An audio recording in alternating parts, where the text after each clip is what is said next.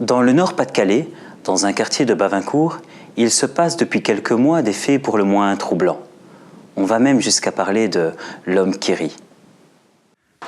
En s'installant dans le quartier, Sarah et son compagnon ne pouvaient imaginer qu'ils deviendraient les principaux témoins d'une affaire étrange.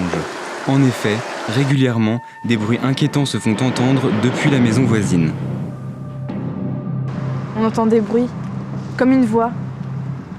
Je sais pas, je vais peut-être paraître folle, mais je crois que c'était un rire.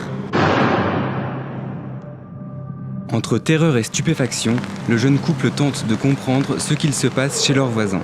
Ils décident de faire appel à la police. Bonjour. Pour Thierry Gourdon, ces bruits restent une énigme.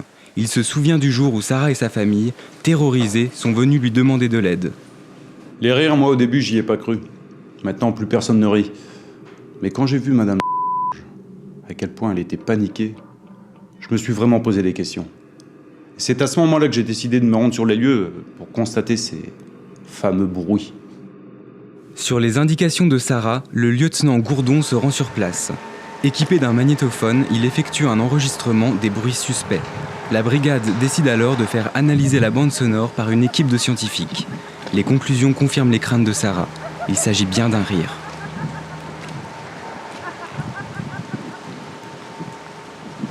Je sais pas quoi dire, mais c'est pas normal toujours.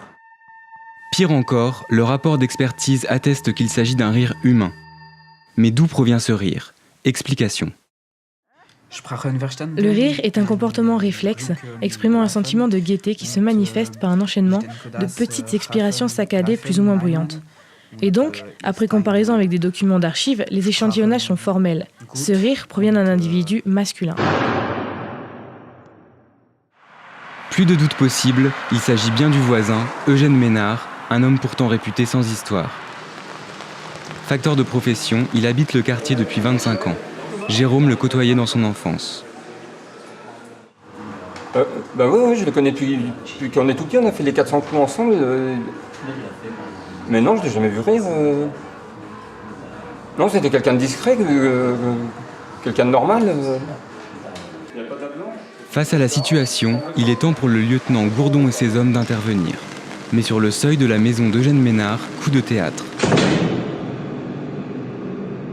Contre toute attente, les enregistrements indiquent que le rire a disparu. Pour Sarah et sa famille, dans le quartier, c'est l'incompréhension. Plus un bruit, c'était incompréhensible. On a continué les enregistrements pendant plusieurs semaines, mais plus rien. Les bandes étaient vides, tout était calme, comme si rien ne s'était passé. On comprend pas ce qui s'est passé. On est rassurés, mais c'est quand même une drôle d'histoire. On sait pas pourquoi il riait, mais surtout, on se demande pourquoi il s'est arrêté. Alors, simple canular ou fait réel? Le mystère reste entier. Quoi qu'il en soit, les habitants de Bavincourt se souviendront longtemps de l'homme qui riait, mais ne rit plus. Et maintenant, nous partons pour Sainte-Marie-aux-Mines, dans une fabrique artisanale de sabots.